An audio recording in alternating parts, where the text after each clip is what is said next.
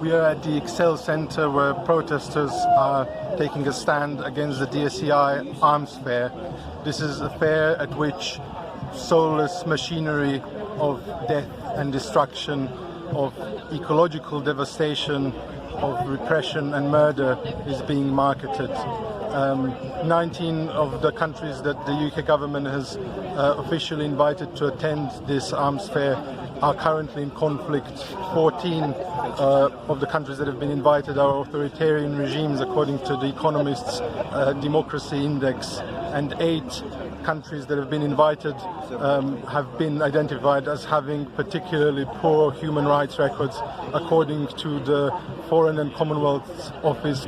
Peace is the fundamental value of Quakers. It is our core commitment. We are called to show a loving consideration to all creatures and a reverence for life. The arms trade fundamentally undermines that value and our commitment. How much better it would be to redirect the enormous resources that are currently being squandered for the war machine, for the military, for this industry of death and destruction. How much better it would be to redirect those resources towards transitioning to a peaceful green economy, from arms to renewables, which would help us to address the profound planetary ecological crisis that we are in. Yet instead the UK government continues to support this industry that is based on violence, that is based on destruction.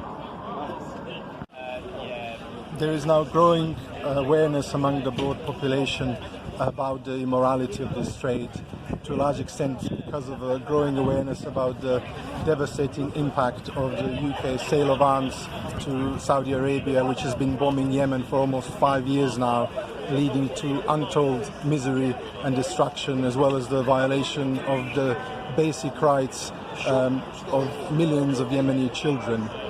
But the people who have gathered here, our opposition to this fair, is not simply negative. It also entails a positive message.